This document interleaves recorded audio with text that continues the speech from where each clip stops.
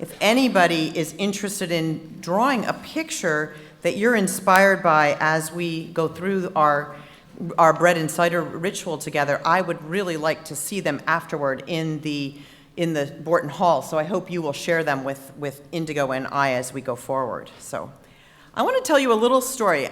Once upon a time, in a land far away, there was a place known as Transylvania, and they had a Unitarian king. Actually, that's not the story I want to tell you today. It's a good one, though. We should definitely tell it soon. Okay, let me think of another story I could tell you.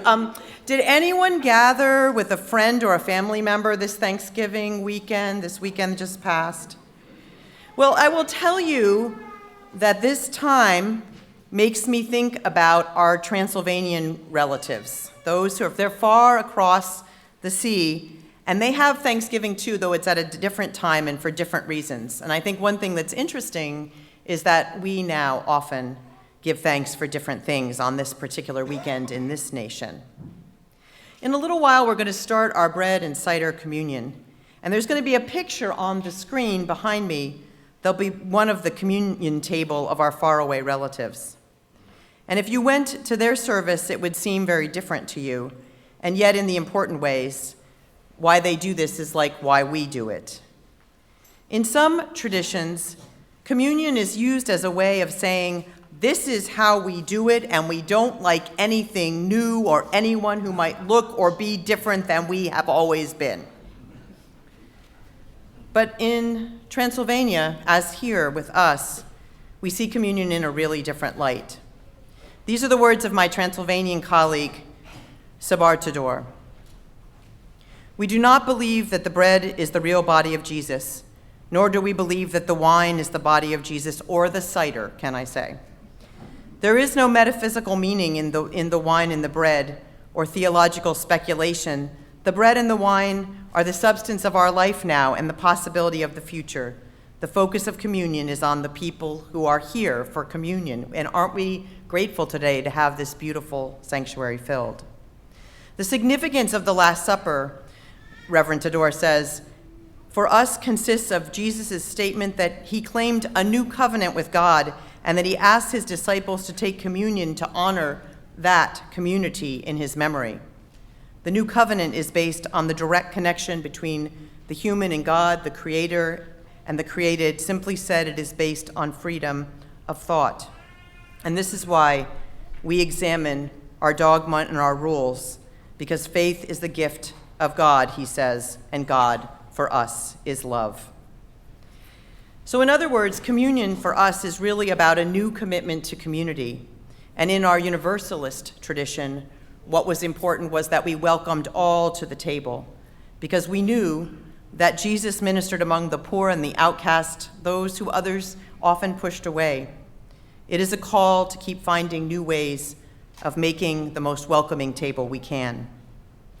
Now, I want to say that this year, as in the last 11 years, I baked bread, and what was so wonderful was that our worship associate chair, over there, Michelle Beckett, did so as well. And at our tables on Thursday here in our Borton Hall, which were also full, we had people who had no other warm place to be. It was cold on Thursday, as you will recall. And at our community meal, people just kept coming up to me again and again to say how much it meant that they had a place where it was warm to be for just a couple hours. Thanksgiving, like the story of the loaves and the fishes that Miranda just shared with us, or the communion story itself, is not a story based on the historical facts of what happened. It is a story based on our ideals and aspirations, the hopes that we lit our candle for today. And as we get to know more and more about the different ways that one can be a good human being, we keep adding more options to who we want around our table. Today, we will have tamales for sale after the service. Those will help our Honduran guest, whom we have welcomed here. And our youth will be selling donuts, as they do almost every Sunday, and that will help fund their trip to Boston to learn more about our heritages. And we will have bread out Also, thanks to the generosity of Michelle, beautiful, wonderful fruited bread that will allow those who get this taste of bread and who still want something else to have a little more. Because every day that we meet, someone comes through our doors now who has not had enough to eat, and this is a new commitment that we need to honor and know. We do this communion, this particular service, only once a year, and yet every week we open our doors and have the opportunity to welcome all who share our ideals of a truth-seeking, loving, united world. Maybe next year, in 2020, which is rapidly upon us, we will have a new tradition of people who host a dinner on this particular Thursday, and another group who puts on a gathering on Friday for games and fun as an alternative to unneeded shopping, and another group of bread bakers and cider mullers for this service.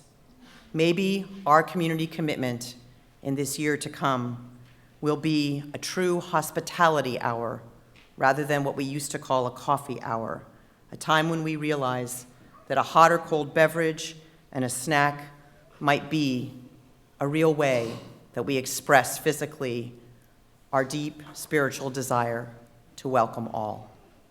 And it is in that service that we partake in our communion today.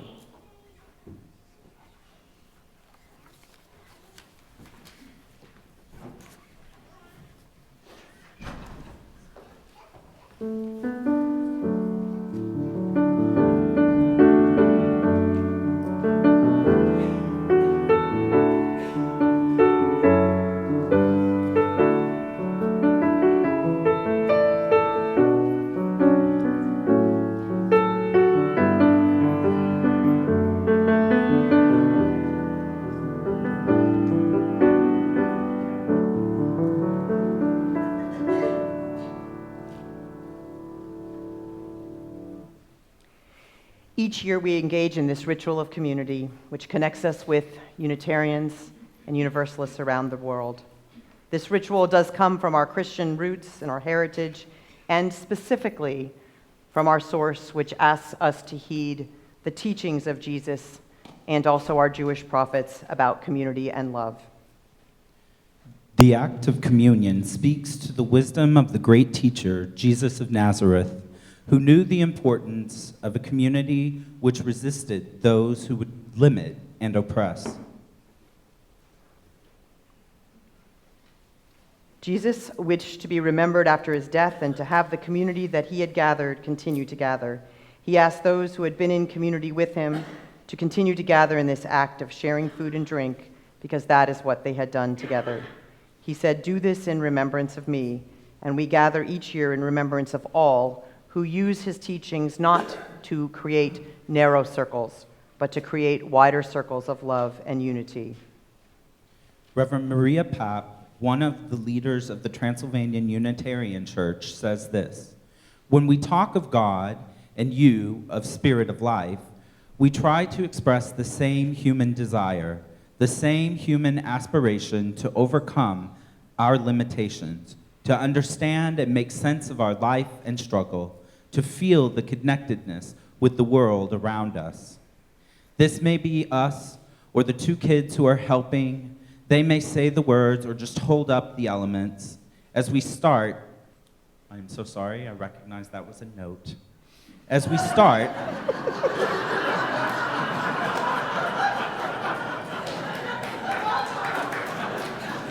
I apologize.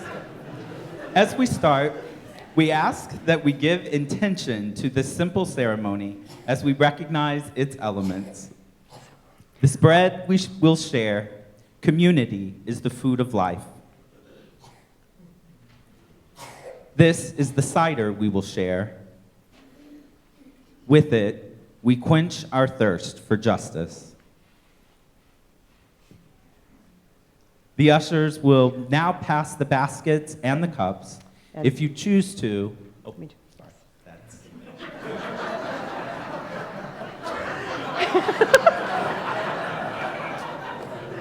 I like community because sometimes things happen that are spontaneous.